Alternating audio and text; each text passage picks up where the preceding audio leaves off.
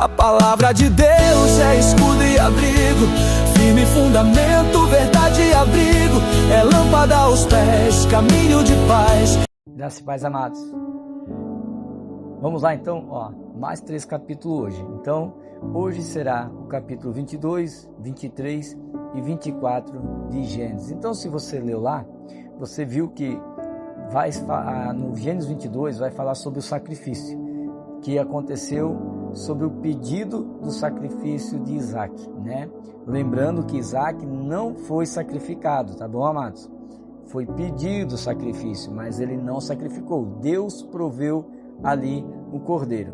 Então a gente viu até o teste de fé que Abraão passou. Deus pede para Abraão que ofereça seu filho único, né, a Isaac, a que ele ama, como sacrifício lá no Monte Moriá. A gente viu também que Abraão obedeceu, né, prontamente, ele não questiona, ele leva Isaac para ser sacrificado como cordeiro, né, e quando ele é perguntado, junto com os moços, né, porque vai Abraão, o rapaz e mais 2 servos, ele diz, vocês ficam aqui, nós vamos subir para adorar e já voltamos. Aí quando Isaac pergunta, né, pai, cadê o cordeiro? E Abraão disse, Deus proverá. E no momento que Abraão vai levantar o cutelo, que era uma faca de uma forma assim, de uma lua minguante, né, assim, porque o sacrifício tinha que ser perfeito, não pode bater 2 vezes, é uma vez só na jugular. Então, quando ele foi fazer o sacrifício do seu filho, naquele momento, o anjo do Senhor, ele impede, né, falando para Abraão não tocar mais no seu filho. Então, ele reconhece a obediência e Deus proveu um carneiro que estava preso no meio dos arbustos ali. E naquele momento a promessa é renovada. Deus abençoa Abraão e promete multiplicar a sua descendência por causa da sua obediência. Querido, não é o não é a obra e não é o sacrifício. Uma coisa que a gente tem que aprender aqui com Gênesis 22, primeiro, é que não podemos colocar nada acima de Deus. Deus tem que ser acima de tudo, tá bom? Então a primeira coisa, Isaac era o filho da promessa. Abraão não queria mais cuidar, não queria mais fazer as coisas para Deus. Ele colocou Isaac num pedestal, porque era o filho da velhice, ele queria aproveitar o filho. E ele deixou de fazer algumas coisas para Deus. Então Deus pediu Isaac para ver se o coração de Abraão ainda estava com Deus. E se o coração de Abraão não estava em Isaac.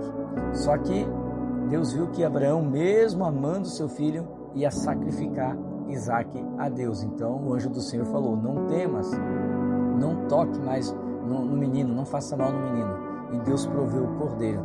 Então a primeira coisa que você tem que aprender aqui, nunca coloque nada acima de Deus, porque toda a estrutura que você colocar acima de Deus, Deus vai destruir, porque Deus tem ciúme de você. Segunda coisa, Deus renova a promessa com Abraão por causa da obediência, não é por sacrifício. O povo gosta de sacrificar, querido. O povo não obedece, faz as coisas erradas e depois quer sacrificar, acha que vai comprar Deus com dízimo, com oferta, acha que vai comprar Deus fazendo voto de tolo, pagando promessa, acendendo vela, andando de joelho. Deus não se importa com voto de tolo. A palavra de Deus diz lá em 1 Samuel que é melhor obedecer do que sacrificar.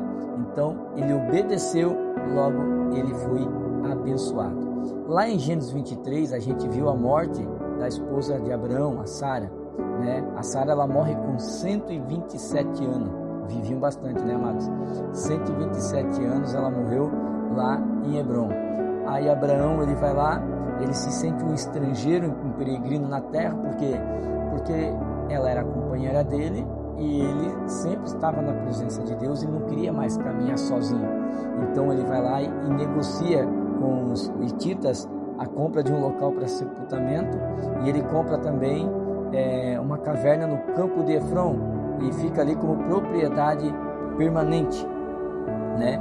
Aí Abraão vai sepultar Sara nessa caverna e ele estabelece ali o seu primeiro pedaço da terra de posse da promessa, que é Canaã, né? Aonde Abraão compra lá na frente vai se tornar a terra prometida, Canaã. Gênesis 24 vai falar sobre o seu filho Isaac, que manda procurar uma esposa, ele está de luto, ele perdeu a sua mãe e ele queria casar.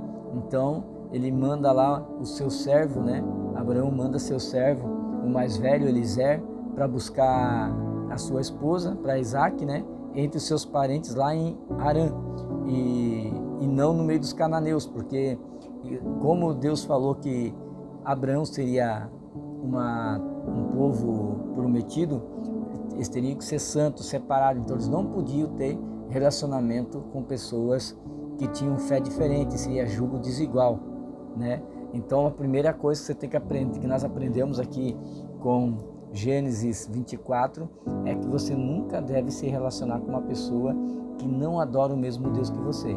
Você é evangélico, vai querer casar com uma macumbeira, não vai dar certo. Julgo desigual. Nem você vai para o céu por causa dessa pessoa e nem essa pessoa vai se dar bem por causa de você, porque luz e treva não funciona. Ou seja, evangélico, católico, pastor, mas eu sou casado e até agora deu certo, mas vocês estão se iludindo porque vocês não vão ter a salvação eterna, porque uma coisa é uma coisa, outra coisa é outra coisa. E a própria palavra de Deus diz que luz e trevas não se misturam, Então, quando o servo ele vai lá procurar uma esposa, ele faz uma oração e pede um sinal, que a moça que der água para ele e também para os 10 camelos, ele tinha 10 camelos, seria a escolhida. Aí olha como muitas coisas acontecem, Aparece a Rebeca, ela oferece água para ele e ela dá água para os 10 camelos, e na conversa ele descobre que Rebeca, na verdade, é sobrinha neta de Abraão. Olha como é que são as coisas, Aí eles conversam para preparar o casamento. Após Eliezer contar sua missão, que ele veio buscar uma moça, para casar com Isaac, com o consentimento dela, o servo traz ela para Canaã. Isaac encontra a Rebeca, casa-se com ela e ele é consolado então pela morte da sua mãe. No tempo, irmãos, esse negócio de namoro é cultural nosso, Brasil, porque não existe namoro, biblicamente, existe aliança.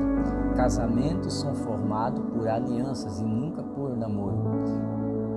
Quando Isaac casou com Rebeca, ele nunca tinha visto ela, ele viu ela e ela não tinha visto ele, e eles casaram fazendo uma aliança de ficar junto para o resto da vida. O amor vem depois.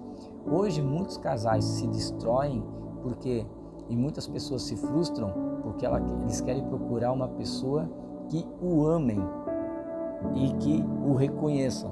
Casamento não é isso, querido. Casamento é eu fazer uma aliança com você para fazer você feliz e você fazer uma aliança comigo para me fazer feliz. Então, no meu casamento, eu tenho que fazer com que minha esposa seja feliz, esperando que ela faça em troca. Se ela não fizer em troca, amém, mas a minha parte eu vou estar fazendo.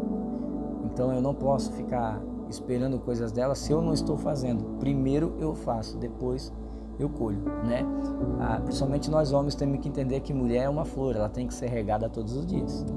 Não é um negócio, não é um objeto que você joga de canto. Se você não regar, a flor vai murchar, se você não regar, a flor vai morrer e vai murchar.